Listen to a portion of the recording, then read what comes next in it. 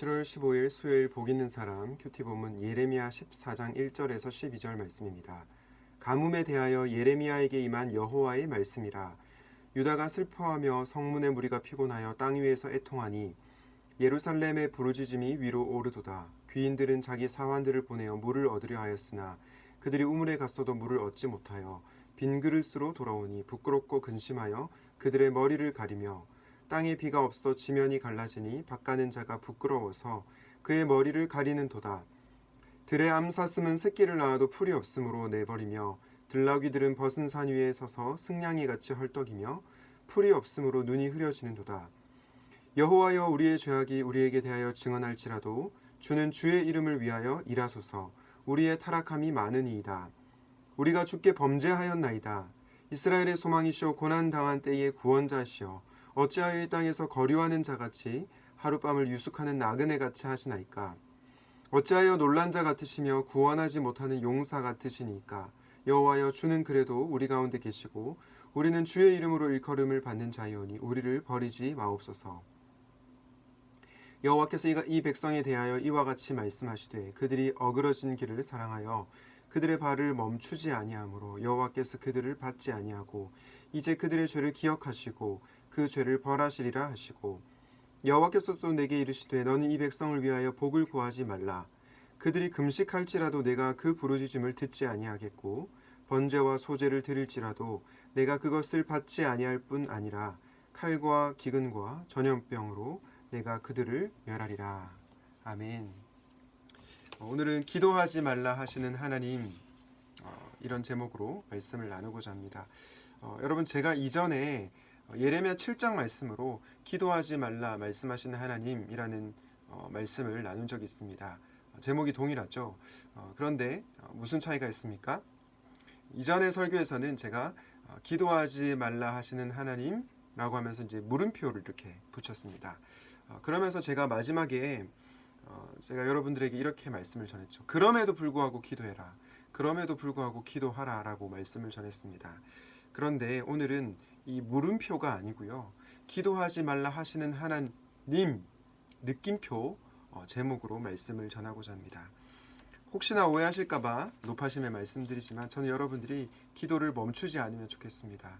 그럼에도 불구하고 오늘 설교 제목을 기도하지 말라 하시는 하나님 느낌표라고 정한 것은 어떻게 하면 우리가 정말로 가식적인 기도, 거짓된 기도를 하지 않고 정말 하나님께서 원하시는 기도, 그리고 정말로 하나님께서 기뻐하시는 삶을 살 수 있을까 고민하다가 기도하지 말라 하시는 하나님 느낌표라는 제목을 붙이게 되었습니다.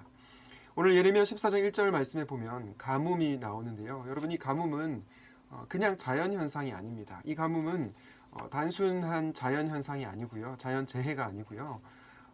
언약을 위반했을 때 일어나는 언약의 저주라고 보시면 틀림이 없습니다.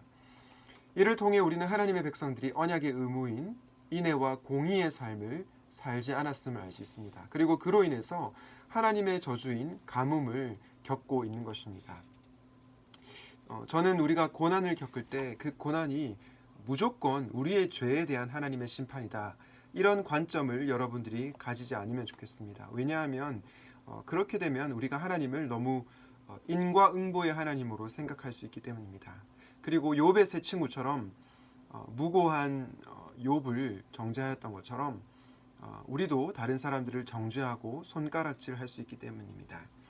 그래서 저는 여러분들이 고난을 당할 때 그 고난이 무조건 하나님의 심판이다, 이렇게 보는 것은 편협한 관점이요 시각이라고 생각합니다. 그럼에도 불구하고 저는 우리가 고난을 당할 때, 힘든 일을 겪을 때 그 고난의 원인이 혹시나 나의 죄로 인해서 발생한 건 아닌가 라고 돌아보는 자세가 너무나 중요하다고 생각합니다. 왜냐하면 어떤 고난은 진짜 하나님의 심판으로 우리에게 주어지는 것이기 때문입니다.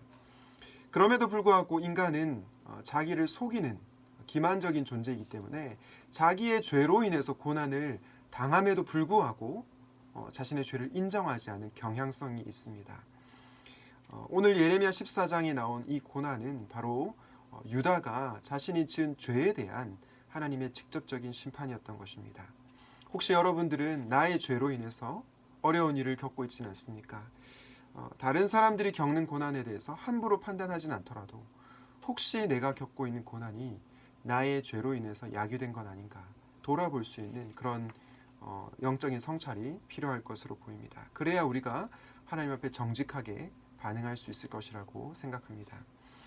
오늘 본문 예레미야 14장 중간 부분인 7절부터 9절에 보면 가뭄을 겪고 고통을 겪게 된 유다가 하나님께 죄를 용서해 달라고 기도하고 있습니다. 얼핏 보면 이들은 자신의 죄를 회개하는 것 같습니다. 그런데 이들의 회개는 거짓 회개였습니다. 왜냐하면 입술의 고백만 있었지 삶의 돌이킴이 없었기 때문입니다. 언약의 의무인 인애와 공의의 삶을 살지도 않으면서 그저 입술로만 하나님 잘못했습니다. 용서해 주세요. 그렇게 기도하고 있는 것입니다. 사실 이것은 회개가 아니라 후회이죠. 이에 대해서 하나님께서 예레미야에게 어떻게 말씀하십니까? 더 이상 유다 백성들을 위해서 중보기도 하지 말라 말씀하십니다. 그리고 유다가 금식과 제사를 드릴지라도 용납하지 않겠다라고 오늘 마지막 부분에서 말씀하십니다.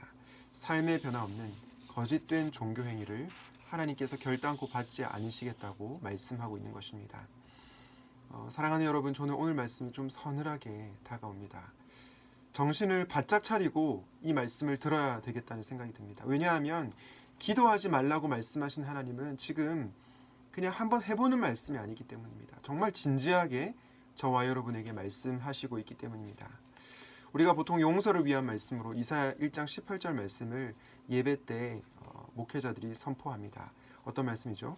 너희의 죄가 주홍 같을지라도 눈과 같이 희어질 것이요 진홍같이 붉을지라도 양털같이 희게 되리라.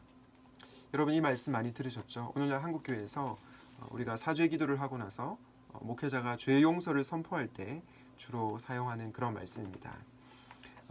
많은 한국교회 성도들이 주일날 이 이사야 1장 18절 말씀을 듣고 마음의 평안과 위로를 경험하게 됩니다. 그런데 대부분의 성도들이 이 이사야 1장 18절 말씀은 잘 아는데 이사야 1장 18절 바로 앞에 나오는 이사야 1장 14절부터 17절 말씀을 간과하는 경향이 있습니다. 18절 바로 앞에 나오는 14절부터 17절에 어떤 말씀이 나옵니까? 제가 한번 읽어보겠습니다. 잘 한번 들어보십시오. 내 마음이 너희의 월삭과 정한 절기를 싫어하나니 그것이 내게 무거운 짐이라 내가 지기에 곤비하였느니라. 너희가 손을 펼 때에 내가 내 눈을 너희에게서 가리고 너희가 많이 기도할지라도 내가 듣지 아니하리니 이는 너희의 손에 피가 가득함이라. 너희는 스스로 씻으며 스스로 깨끗하게 하여 내 목전에서 너희 악한 행실을 버리며 행악을 그치고 선행을 배우며 정의를 구하며 학대받는 자를 도와주며 고아를 위하여 신원하며 과부를 위하여 변호하라 하셨느니라. 하나님께서 뭐라고 말씀하시죠? 너희들의 절기가 싫다. 그리고 너희들의 기도도 더 이상 듣지 않겠다. 기도하지 말라고 말씀하십니다. 그리고 나서 하나님께서 뭐라고 말씀하십니까? 악한 행실을 버리고 선행을 행하라. 그리고 정의를 행하라라고 말씀하십니다.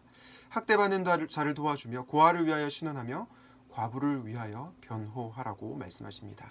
한마디로 언약의 의무인 인애와 공의의 삶을 살라고 이사야 말씀에서 얘기하고 있는 것입니다.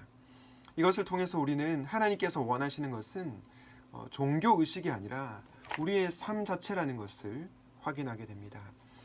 주 안에서 사랑하는 여러분, 기도하지 말라 말씀하시는 하나님은 우리의 삶을 원하시는 하나님이십니다.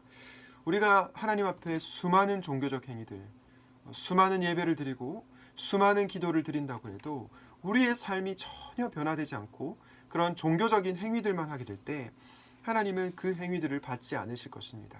오히려 더 가증스럽게 여기실 것입니다. 오늘은 참 무거운 말씀입니다. 그러나 하나님의 말씀에 근거해서 여러분들에게 말씀을 선포하였습니다. 저는 여러분들이 오늘 말씀을 통해 여러분 자신의 삶을 다시 한번 재점검할 수 있기를 바랍니다. 혹시 우리는 삶의 변화는 전혀 없이 하나님 앞에 종교적 행위만 드리고 있지는 않습니까? 기도를 하면서 그 기도가 무슨 만병통치약처럼 생각하고 내가 잘못해도 돌이키지 않아도 그냥 기도만 하면 하나님께서 용서해 주시겠지 라는 그런 가벼운 생각을 하고 있지는 않습니까? 그렇다면 우리는 우리 자신의 모습을 정직하게 돌아보고 돌이켜야 할 것입니다. 삶의 변화 없는 종교적 행사와 기도를 멈추시고 삶이 동반되는 예배, 그리고 삶을 걸고 드리는 기도를 드리는 저와 여러분이 되시기를 우리 주님의 이름으로 축원드립니다. 기도하시겠습니다.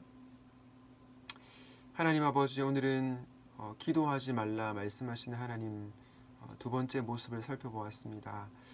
하나님, 우리가 하나님 앞에 수많은 예배를 드리고 또 기도도 하지만 정작 하나님께서 우리에게 원하시는 인애와 공의의 삶을 멀리하고 있지는 않은지 돌아보게 됩니다. 하나님, 이제는 더 이상 우리가 말로만 회개하는 것이 아니라 우리의 전 인격이, 우리의 전 삶이 변화될 수 있도록 도와주시옵소서. 특별히 우리 자신의 힘으로 변화될 수 없습니다. 성령 하나님의 도우심이 필요합니다. 성령님께서 우리의 굳어져 있는 마음을 부드럽게 하시고 딱딱해진 마음을 녹여주셔서 우리가 하나님의 말씀 앞에 겸손하게 반응할 수 있도록 은혜 내려 주시옵소서. 이 모든 말씀 예수 그리스도 이름으로 기도드립니다.